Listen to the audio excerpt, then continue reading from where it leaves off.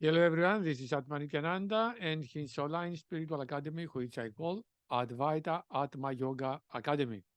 I would like today to speak about what is self-knowledge, yoga, non-duality, and spirituality.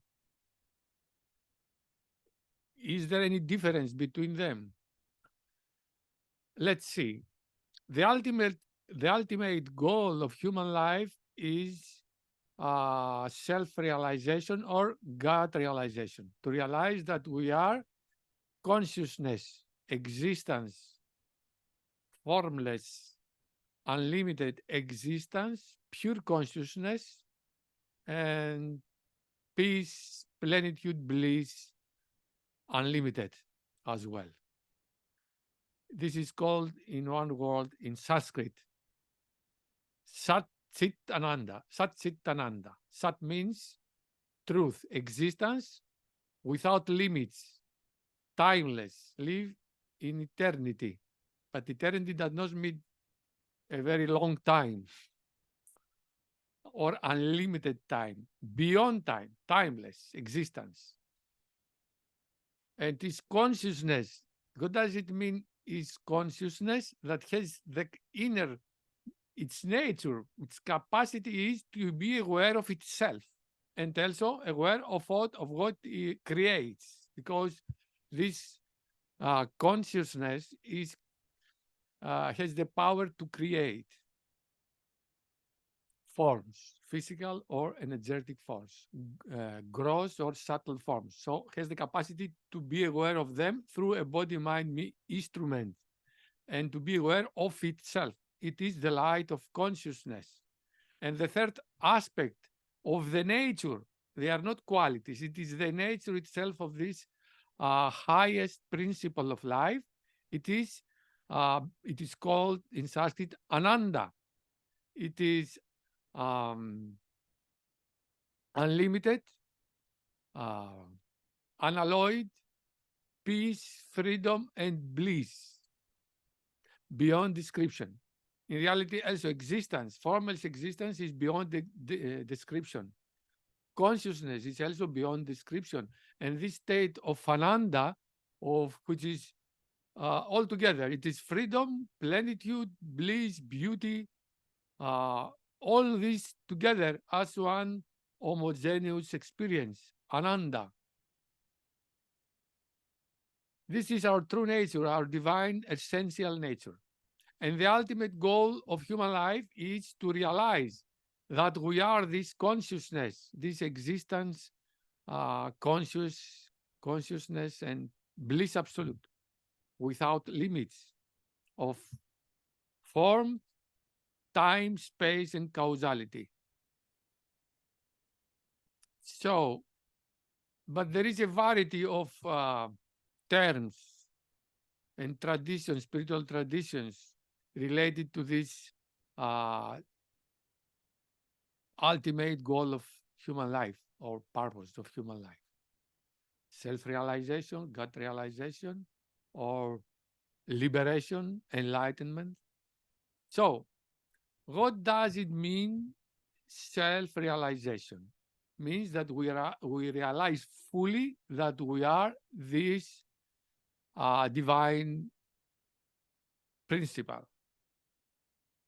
We call Brahman or God, but it is better to say unlimited existence and consciousness and bliss and peace and freedom. So when we realize fully and we establish ourselves in this consciousness, this is self-realization. And because this consciousness we realize as our essential nature is identical with universal consciousness, it is also God realization. There are not two consciousness. There is no the consciousness which is outside us, or that every being has an individual consciousness, and so this consciousness in us is different or distinct than the consciousness in others. There is one consciousness that expresses itself through all, in all, and through all human beings and other beings as well. It is like the one sun reflects on all waters of the planet.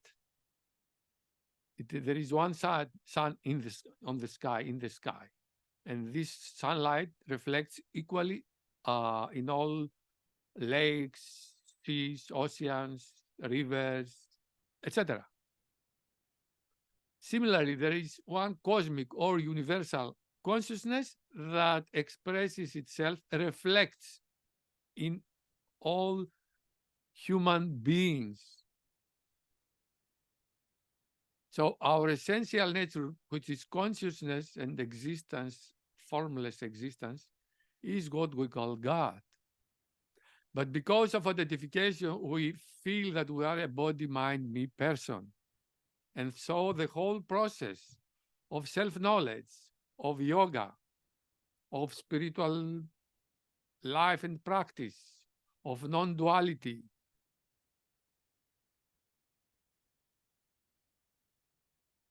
or any other way we call it, spiritual or inner journey or inner transformation or the realization of the highest principle of life, we may call it as we like. The goal is the same for all these paths or approaches. So what means self-knowledge? What's the difference? Why we use different terms or words? Self-knowledge is the knowledge of ourself. And this includes our apparent self, which is only an illusion and a transitory experience.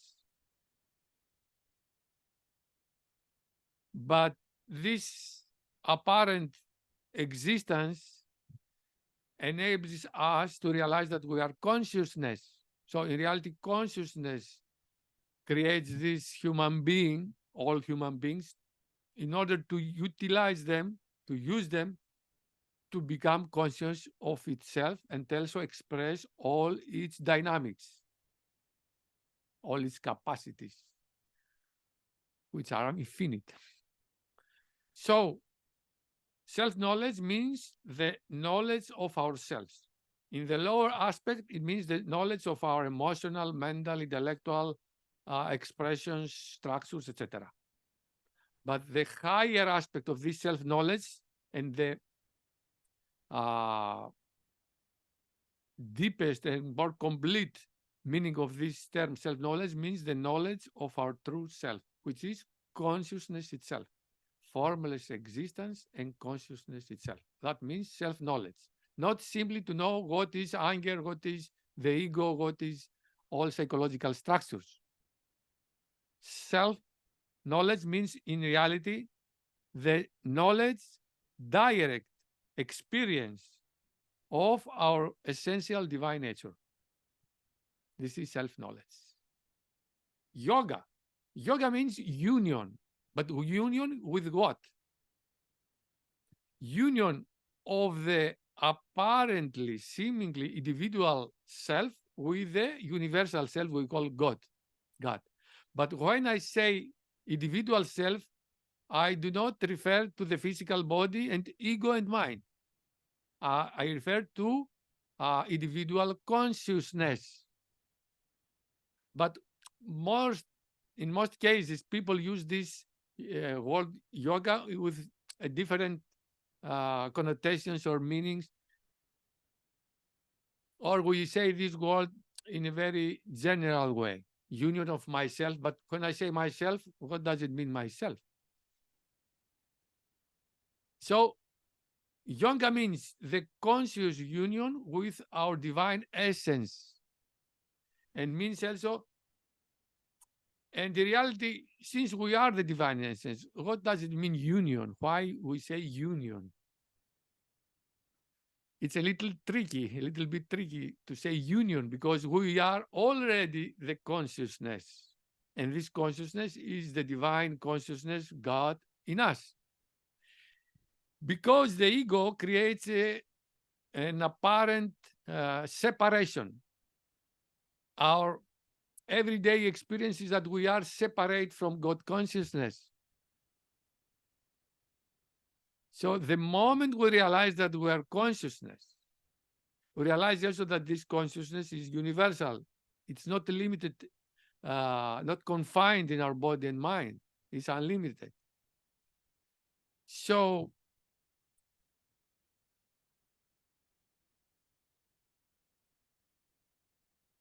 yoga means to live consciously aware of this essential nature we are.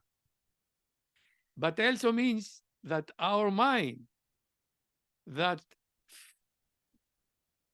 we as a mind, we think that we are separate from consciousness. As a body, a structure, and mind structure, we are separate.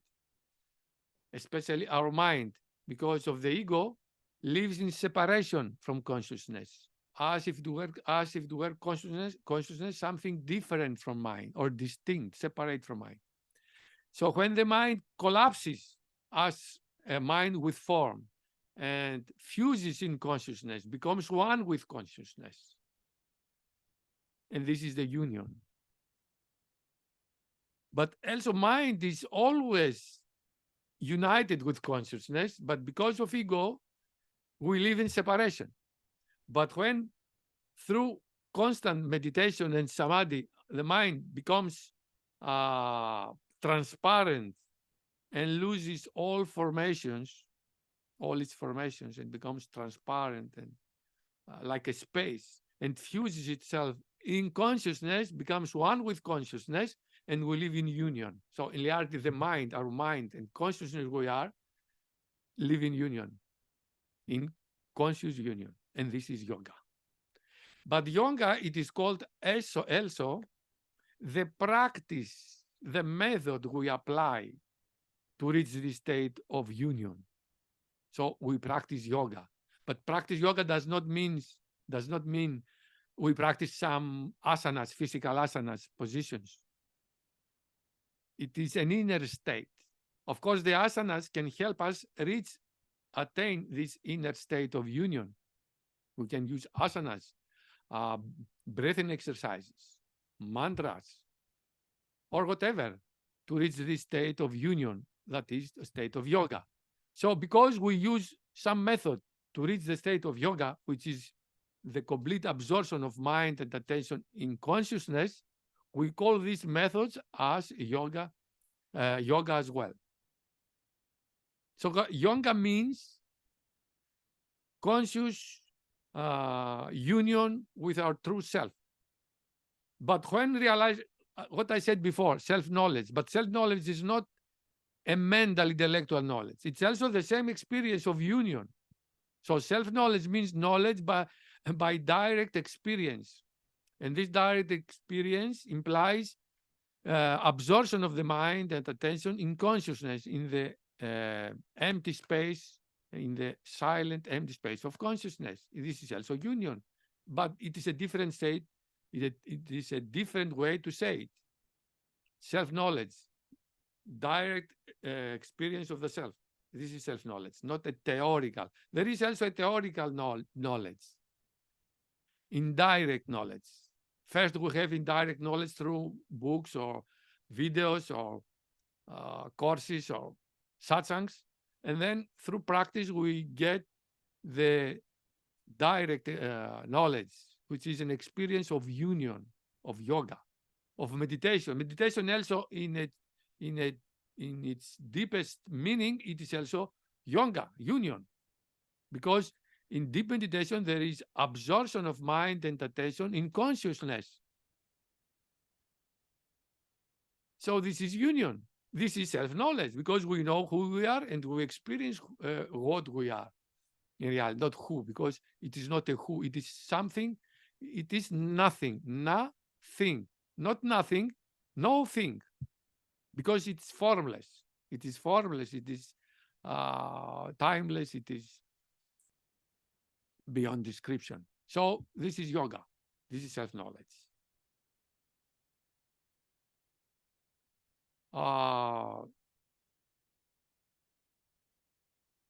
self-realization, because we realize, I told before that we say self-realization because we realize that we are this empty space of consciousness. Non-duality. Why non-duality? What is this path of non-duality? What's the difference from others? But the purpose of non-duality, of Bhakti Yoga. Spirituality has different paths. Bhakti Yoga, Karma Yoga, Raja Yoga, Jnana Yoga. What, as I said in the beginning, the goal of all these paths is the same. The realization of our true nature and the establishment in this consciousness, in this true nature, to establish ourselves in consciousness and live as consciousness. Non-duality. So there are traditions, spiritual traditions, philosophies and teachings that say that the individual soul or consciousness, it is something different from the universal consciousness. And non-duality says that this consciousness in us, it is identical with the universal consciousness. It is the universal consciousness that manifests in us as the apparently, seemingly individual consciousness. This is the difference. But practically, according to my experience and understanding, but most of all of my experience, what creates duality is the ego. But all traditions have as ultimate goal in practice to dissolve this ego. So with the dissolution of the ego, no matter if you follow a path of duality, of devotion, but there is duality, there is devotion with non-dual approach, mentality, attitude. This is what I practice. I worship the divine, but with this inner, but it's not attitude anymore in me. It is a reality of unity, one, better unity. Unity means that me and God are two different and live in unity. No, in oneness, that what I experience in me is God itself. So there is bhakti devotion in duality and in non-duality, non-dual and dual devotion. So although non-duality, according to my experience and understanding, is it's closer to truth, or this is the truth.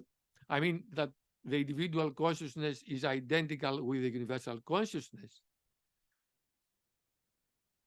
Since the goal of all spiritual paths is the dissolution, the elimination of the ego, which is what causes this separation and distinction, we reach the same state.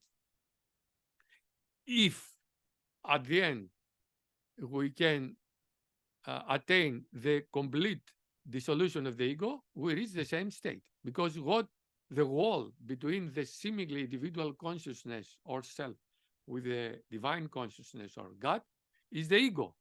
The wall, if the wall disappears, where's the distinction? It's like in this room, there is space, I am, and there is the outer space. So what creates this inner space? The walls.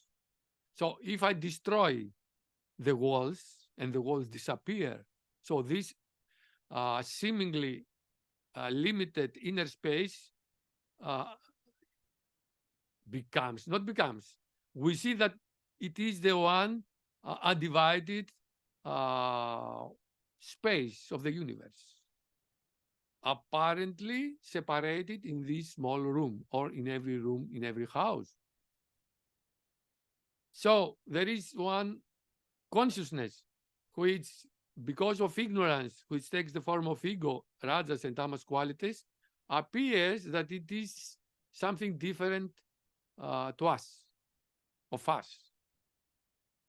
But when the ego dissolves, or in deep meditation, when the ego subsides totally, we experience this non-dual state, the one consciousness. There is only one consciousness, and when the ego disappears, subsides totally, then we experience this consciousness in its purest, in the purest way. Because consciousness is pure by itself. It's purity by itself, in itself. But what prevents us experience clearly this pure consciousness is the mind, the conditioned mind. So when the mind loses its conditioning, or this conditioning subsides totally in deep absorption, samadhi meditation, deep meditation, then we experience this pure consciousness. So non-duality is also a philosophy that give us certain practices, and it is in reality what they call in Hinduism Advaita Vedanta. Non-duality is a Western term. It's correct, but the Western teachers have created a different approach than the traditional Advaita Vedanta. So Advaita Vedanta, the non-dual philosophy, gives us also not only knowledge, but also means to attain this state of non-duality, which is yoga, because it's union, because it is also self-knowledge. So non-duality, spirituality. Spirituality. Why spirituality? Because we call this ultimate principle of life spirit. So this consciousness, we can call it spirit, although there is a difference, because in some traditions like Christianism, they say the Father, and the Father unfolds as a spirit and as Son. As Son is Jesus Christ, and Spirit is the Holy Spirit, is the, we would say, the power of God. So there is the Father, the Spirit, and the Son. However, in some cases, we use the word Spirit for God as a whole.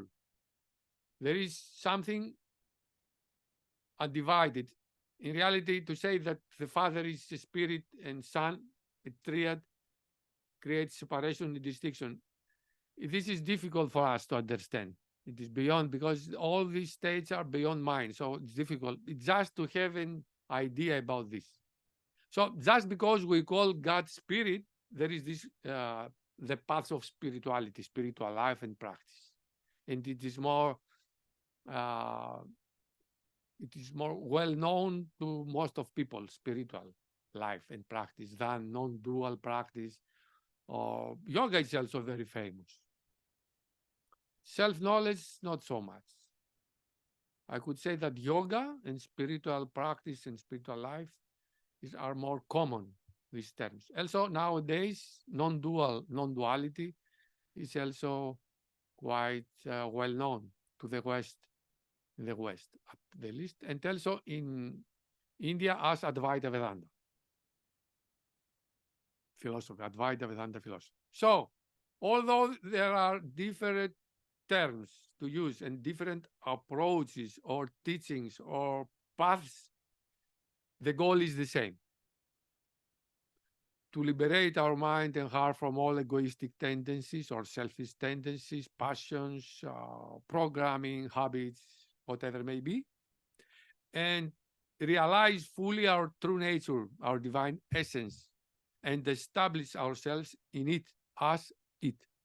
To realize that we are that, better to say, that this consciousness is what we are, and live as consciousness. But this implies a complete purification of mind and heart and energy, so that these instruments to become capable to express the divine powers. So the divine essence, wisdom, as wisdom, love, and peace, and creativity can be expressed fully when the instruments are pure and fully developed, to develop all mind, mental capacities. So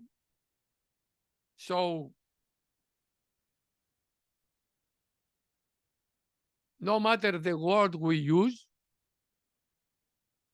the goal is the same. It's a different approach, and it's a different way to speak about spirituality, about the realization of our true self, as spirituality, as self-knowledge, as yoga, as non-duality, as self-realization, or God realization. It is the same. So I hope that it was very, I made very clear what means self-knowledge, what means yoga, what means spirituality, what means non-duality. And I made clear that all these paths and teachings and approaches have the same goal: the liberation of the egoic self completely, to liberate our mind and heart from egoic tendencies, and realize fully our true nature and establish ourselves in it as it. I wish you peace, love, and light, and realize your true nature in this very life, and be liberated from all kinds of pain and suffering. Namaste.